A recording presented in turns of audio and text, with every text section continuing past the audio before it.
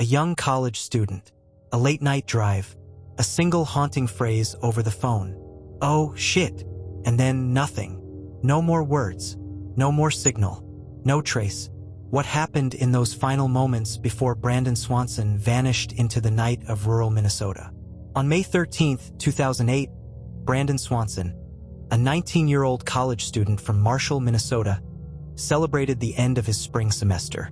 He had just completed a year of studying wind energy technology at Minnesota West Community and Technical College's Canby campus.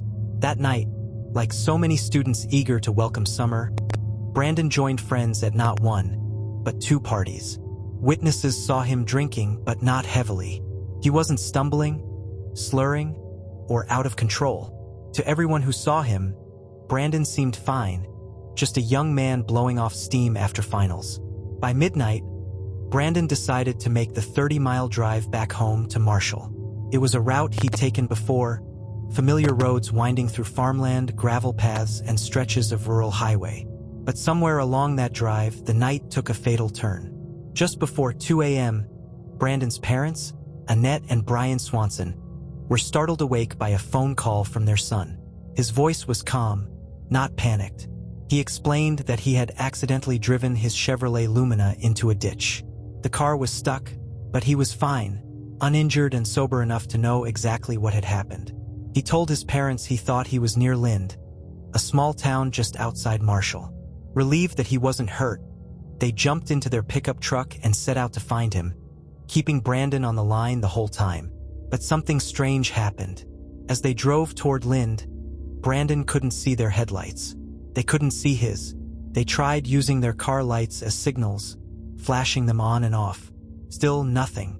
The Swansons drove up and down the dark roads, searching, frustrated, and confused.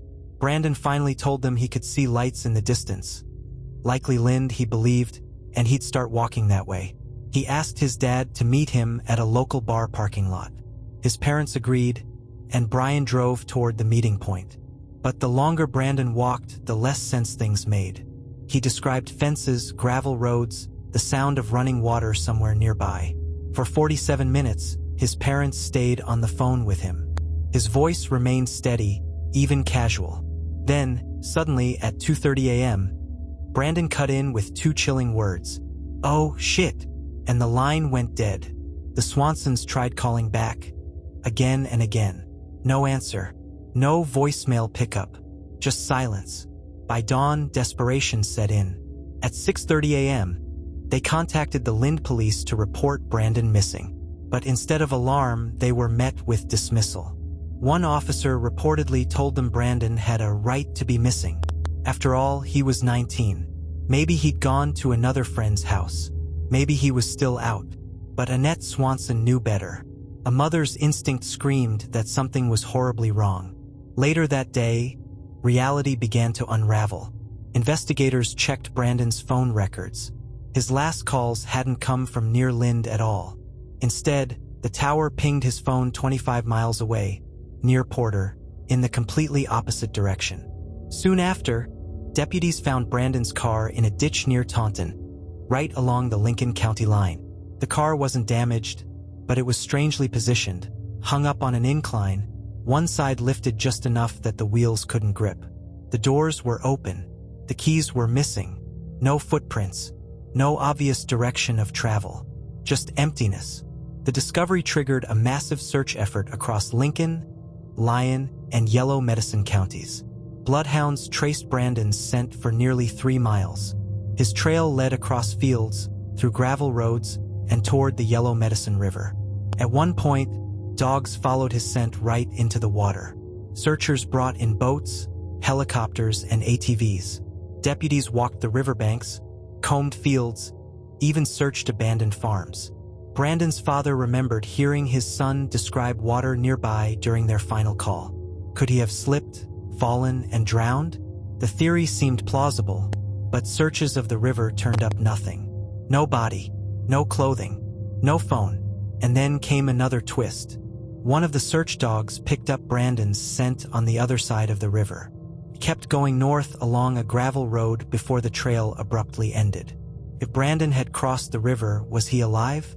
Had someone picked him up? Or had something more sinister happened in the shadows of that farmland? To this day, no theory fully explains Brandon's disappearance. Accidental drowning. Authorities leaned on the river theory, suggesting Brandon had fallen into the yellow medicine. But his parents never accepted it. If the dogs tracked him across, then he didn't drown, he made it out. Voluntary disappearance. Some speculated Brandon chose to vanish. But those who knew him said otherwise. He wasn't running from anything. He was close to his family, excited for the future. Foul play. Others wondered. Was someone out there that night? Sheriff Jack Vizicki himself admitted he couldn't rule it out. Someone could have been in the shadows, and they got him that way. But with no evidence, no blood, no belongings, no eyewitnesses, the case stalled. For Brandon's parents, the hardest part wasn't just losing their son. It was how authorities initially brushed them off. He has the right to be missing, officers told them.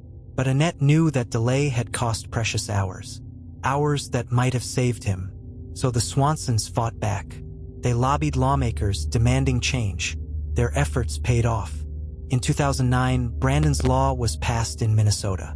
It required law enforcement to immediately begin investigating missing adults if they could be in danger. No waiting, no excuses. The law also forced better coordination between counties, closing gaps that had slowed Brandon's search. Couldn't bring him home, but it could save others. Years passed. Fields grew and were harvested. Search parties returned season after season, scouring over 122 square miles. Still nothing. Every night, Annette and Brian left their porch light on, waiting for Brandon, waiting for him to walk back through the door. But the door stayed closed. Brandon Swanson remains missing to this day. His final words echo as a cruel reminder. Oh shit, and then silence. The disappearance of Brandon Swanson is more than just a mystery.